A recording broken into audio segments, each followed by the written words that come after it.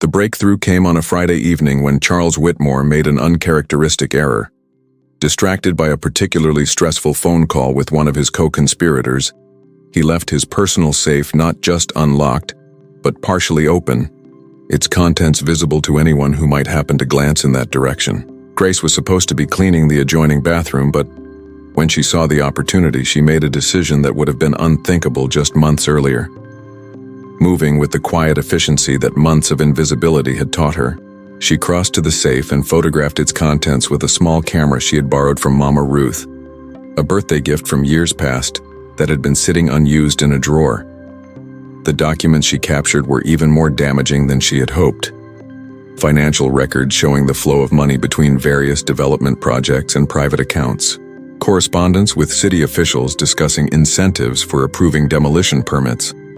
Most damaging of all, a detailed timeline for the destruction of Grace's own neighborhood, complete with bribes paid, fake safety inspections scheduled, and relocation plans that would scatter families across the city in ways that would break up communities permanently and ensure that organized resistance would be impossible. As Grace carefully returned everything to its original position and closed the safe, her hands were shaking with a combination of fear and exhilaration. She now possessed concrete evidence of crimes that would send powerful men to prison and expose a system of corruption that reached into the highest levels of city government. The invisible maid, who had been dismissed as incapable of understanding the conversations she overheard, had just become the most dangerous person in the room, perhaps the most dangerous person in the entire city.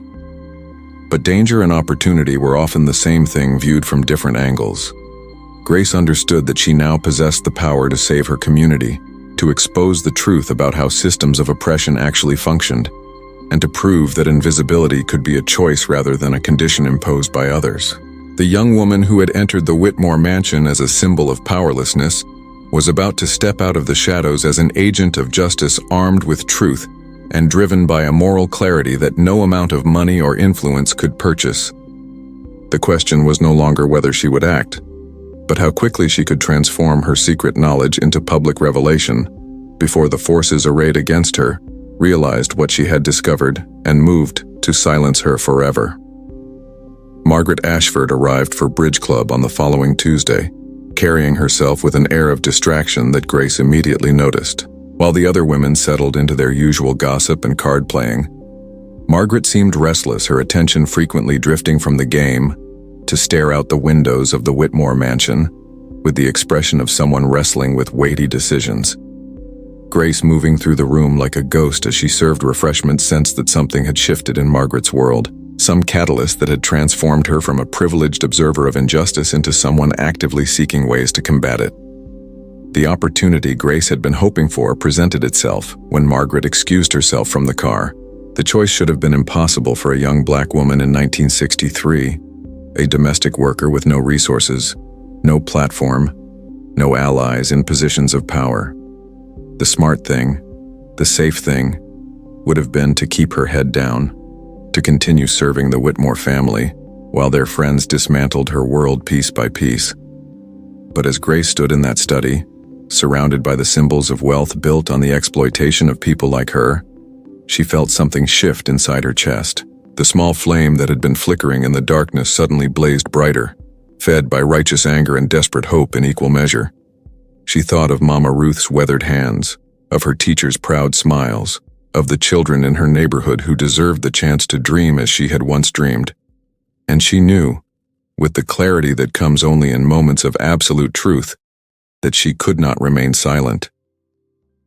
The decision transformed her instantly from invisible servant to dangerous witness, from powerless victim to potential catalyst for change.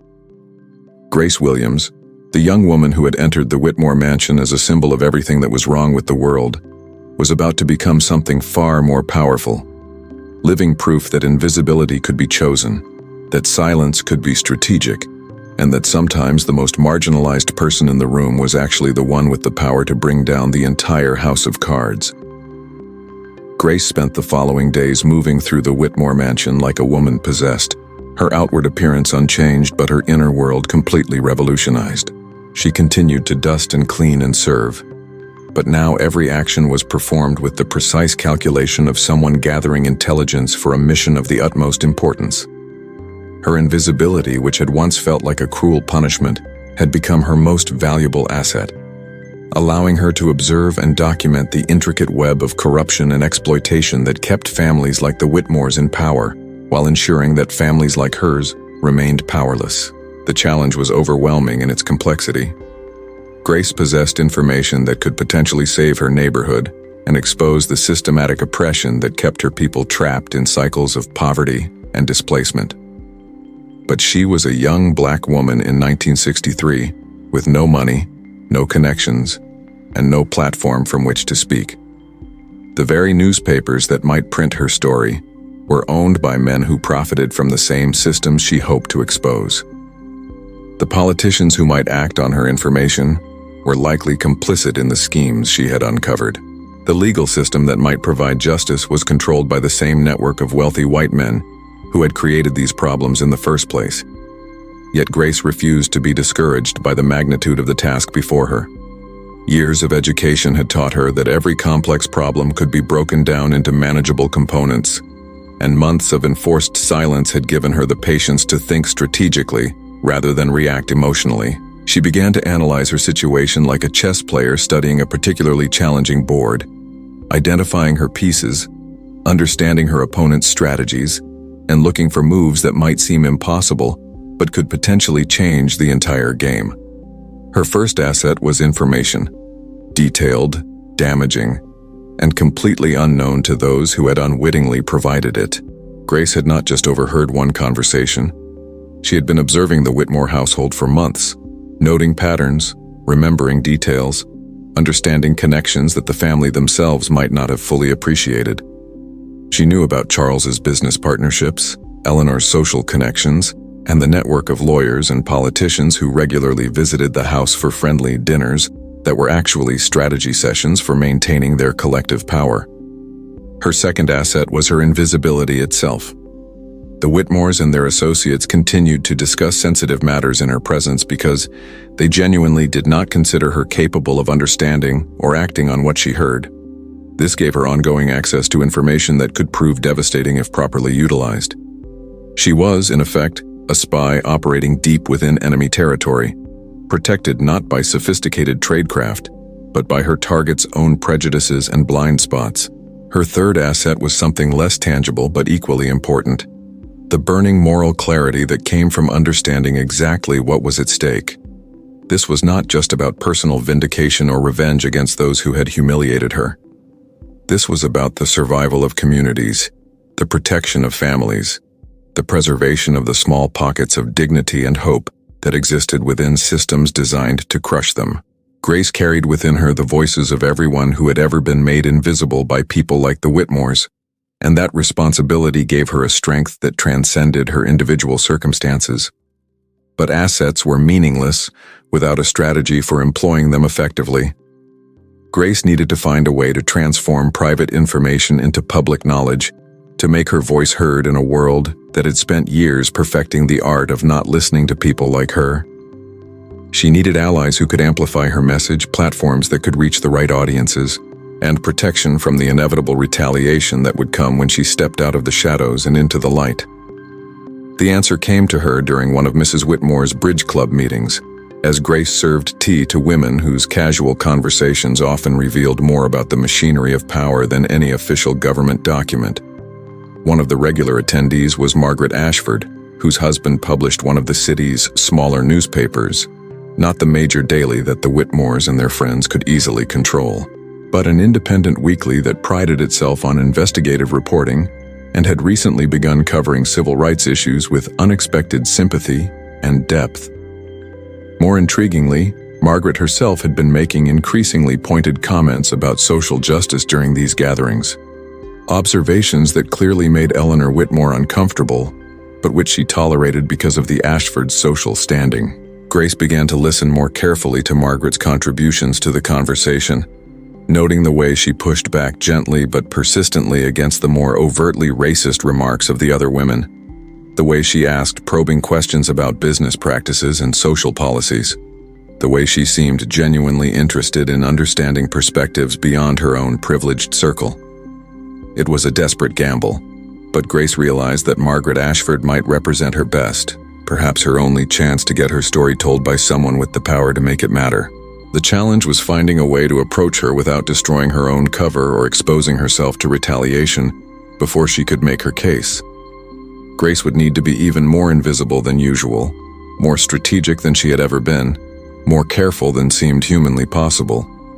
But the alternative was to watch her community be destroyed while she folded laundry and served tea to the very people orchestrating its demolition.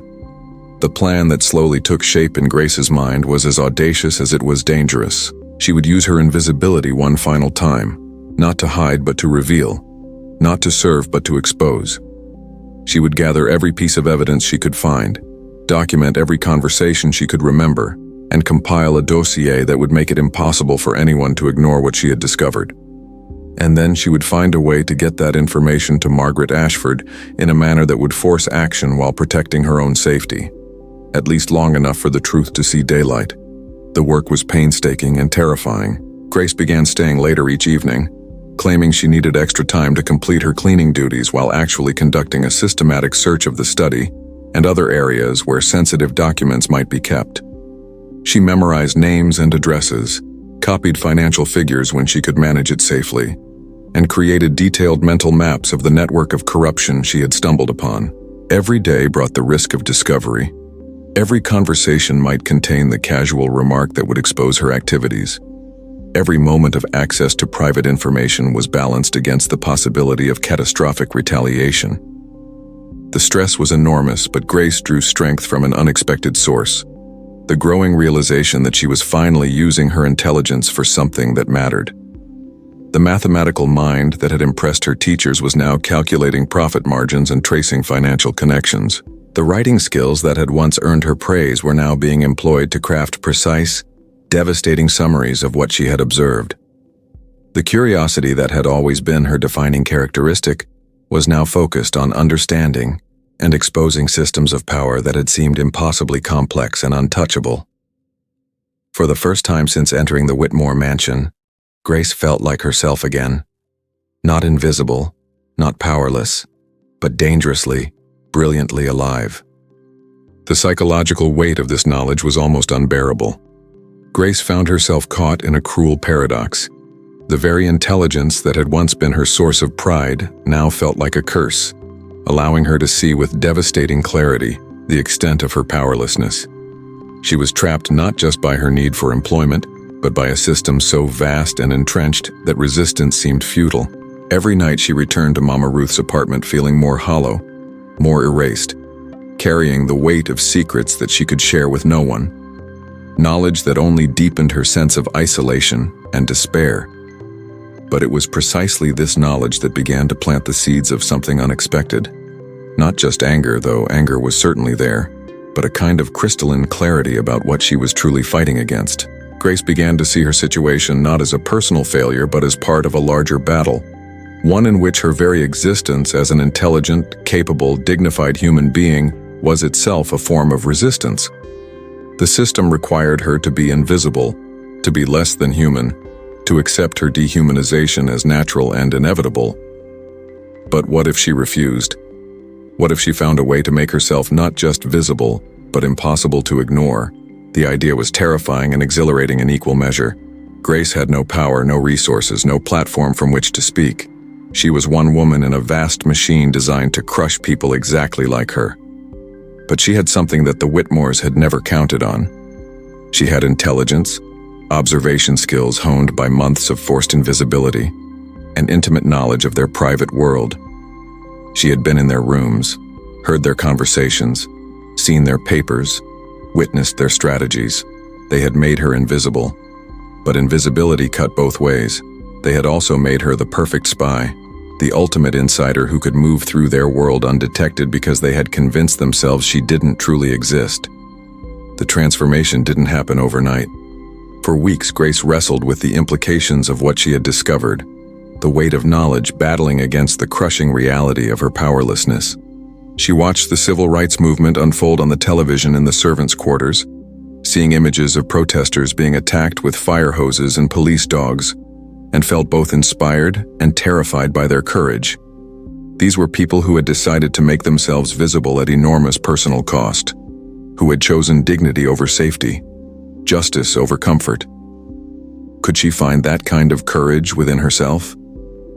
Could she risk everything on the possibility that her voice, her truth, her very existence might matter? The answer came to her gradually, building like a storm on the horizon. Grace realized that she had been looking at her situation all wrong. She had been seeing herself as powerless, as voiceless, as invisible. But what if those very conditions were actually her greatest strength? What if her invisibility allowed her to see things that others couldn't?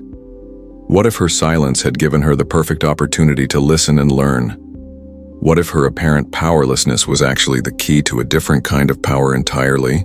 The thought was revolutionary, transformative, terrifying. Grace began to see herself not as a victim but as a witness, not as powerless, but as someone with access to information that could change everything. She started to pay attention differently, to remember conversations more precisely, to notice patterns that might have escaped her before. She began to see the mansion not as her prison, but as her vantage point, a position from which she could observe and understand the machinery of oppression from the inside. The very people who had made her invisible had also given her the perfect cover to watch them, to learn from them, to prepare for the day when she might find a way to use what she had learned. That day came sooner than she expected, arriving with the quiet drama of a whispered conversation that Grace was never supposed to hear. She was cleaning the study late one evening when Charles Whitmore returned home unexpectedly, bringing with him a guest whose presence filled the room with tension and barely contained excitement. Grace recognized the visitor from photographs in the newspaper, Thomas Hartwell, a real estate developer whose name had been associated with some of the most aggressive gentrification projects in the city. A man whose fortune was built on the displacement and exploitation of poor communities, particularly communities of color. Hidden behind the heavy curtains as she cleaned the windows, Grace became an unwilling witness to a conversation that would change the trajectory of her life forever. Hartwell spoke in the confident tones of a man accustomed to getting his way, his words painting a picture of a massive development project that would solve the Negro problem, once and for all. The plan was breathtaking in its scope and chilling in its implications. Entire neighborhoods would be razed under the guise of urban renewal, their residents scattered to the winds while the valuable land was redeveloped for wealthy white families. The profits would be enormous, the displacement complete, and the legal cover provided by friendly judges and complicit city officials would make the whole operation appear legitimate, even philanthropic. But what made Grace's blood run cold was not just the scope of the plan, but the casual way both men discussed the human cost. They spoke of families as obstacles to be cleared, of communities as blighted areas requiring renovation, of children as future problems that would be solved by breaking up their neighborhoods and scattering them across the city. These were not evil men plotting in shadowy corners. They were respectable pillars of the community, men who attended charity galas and contributed to worthy causes, men whose wives served on hospital boards and whose children attended the finest schools. They were destroying lives with the same casual efficiency with which they might discuss a business merger or a stock purchase. Grace's mind raced as she processed what she was hearing. This wasn't just another real estate deal. This was a coordinated assault on the very communities that had nurtured her, that had produced people like Mama Ruth and the teachers who had believed in her potential. Her own neighborhood, the small apartment where she had grown up dreaming of a better future, was likely on the list of areas to be renewed. The people she had grown up with, the families struggling to build better lives for their children, the small businesses that formed the heart of her community, all of it would be swept away to make room for developments that would generate enormous profits for men like Hartwell and Whitmore. But as Grace listened, hidden behind those curtains like a ghost eavesdropping on the living, she began to understand something else. This conversation was taking place because both men believed themselves to be completely safe, completely unobserved, completely protected by the walls of privilege that surrounded them. They spoke freely because they had convinced themselves that the only witness was Grace, and Grace in their minds was not truly a person capable of understanding or acting on what she heard. Her invisibility, which had been her curse for so many months, had become her greatest advantage. They had handed her the keys to their destruction because they could not conceive of her as anything more than an animated piece of furniture. The meeting ended with handshakes and promises of enormous profits, with Hartwell departing into the night carrying briefcases full of documents that would seal the fate of thousands of families. Grace remained hidden until long after both men had left the study, her mind working furiously to process what she had witnessed. She understood now that she stood at a crossroads that would define not just her own future, but the futures of countless others. She could remain invisible, continue to serve tea and dust furniture while communities were destroyed around her. Or she could find a way to use what she had learned, to transform her forced invisibility into chosen visibility, to make herself heard in ways that would be impossible to ignore. Mrs. Eleanor Whitmore emerged from the servants' entrance like a specter, draped in expensive fabric and cold disdain. Her pale blue eyes swept over Grace with the casual indifference one might show a piece of furniture being delivered, taking inventory of this new acquisition with calculating precision. "You're here about the position," she stated rather than asked, her voice carrying the crisp authority of someone accustomed to being obeyed without question. Grace nodded, her hands trembling slightly as she clutched her small purse, the one nice bag she owned, its leather worn smooth from years of careful use. "I'm Grace Williams, ma'am. I have references and—" But Mrs. Whitmore's raised hand silenced her mid-sentence, a gesture that would become painfully familiar in the months to come. "References won't be necessary," Mrs. Whitmore interrupted, her gaze never quite meeting Grace's eyes, as if looking directly at her would somehow diminish her own superiority. "You'll start tomorrow, 6 in the morning sharp. Cook will explain your duties. You'll use the back entrance naturally, and I expect absolute discretion regarding anything you might see or hear in this house. Is that understood?" Grace nodded again, swallowing the words of gratitude that threatened to spill from her lips, sensing somehow that expressions of appreciation would be unwelcome here, perhaps even offensive to Mrs. Whitmore's sense of natural order. As Grace walked back through those imposing gates, her footsteps echoing on the rain-slicked driveway, she couldn't shake the feeling that she had just signed away a piece of her soul. The autumn wind whipped around her thin coat, and she pulled it tighter, trying to ward off a chill that seemed to come from somewhere deeper than the weather. Behind her, the Whitmore mansion stood like a fortress of privilege, its windows glowing warmly against the darkening sky, promising comfort and security to those fortunate enough to be born into its embrace, while offering only labor and invisibility to those who would serve within its walls. That night, Grace lay awake in her narrow bed, staring at the water stain on the ceiling that had grown larger with each passing storm. Mama Ruth's gentle snores filled the small apartment, a comforting sound that had lulled Grace to sleep since childhood. She thought about the path that had led her here, about the dreams that had once seemed so attainable, about the future that now stretched before her like an endless corridor of service and silence. Tomorrow she would enter a world where her thoughts would be irrelevant, where her intelligence would be buried beneath the weight of menial tasks, where she would become part of the invisible machinery that kept the privileged world running smoothly. The irony was not lost on her. She who had always dreamed of being seen, of being recognized for her mind and her heart, was about to disappear into the shadows of someone else's life. The morning of her first day dawned crisp and clear, the sun casting long shadows across the frost-covered grass, as Grace made her way to the servants' entrance of the Whitmore estate.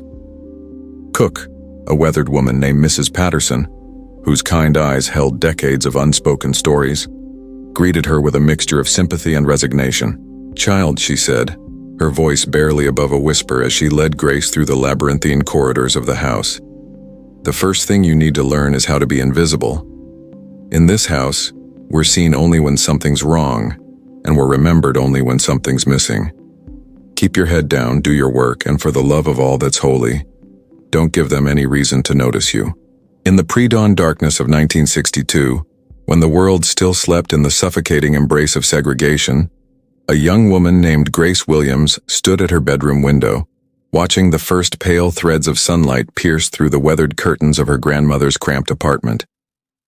Her reflection stared back at her from the glass, dark eyes filled with dreams too large for the small room that contained them, hands that had already known too much work for her 19 years, and a spirit that burned with an intensity that no amount of poverty could extinguish. She had graduated at the top of her high school class, her teachers whispering among themselves about her brilliance. Her essays so eloquent they could move hearts to tears, her mathematical mind so sharp it could solve equations that stumped her peers. But in a world that refused to see beyond the color of her skin, those dreams felt as distant as the stars she gazed upon each morning. Beautiful, but unreachable. Grace's grandmother, Mama Ruth, had raised her after her parents died in a car accident when she was 7. The old woman's hands, gnarled from decades of cleaning other people's houses, would stroke Grace's hair each night as she read to her from books borrowed from the colored section of the library. "Baby girl," Mama Ruth would whisper, her voice carrying the weight of generations. "You got something special inside you. Don't you ever let this world make you forget that."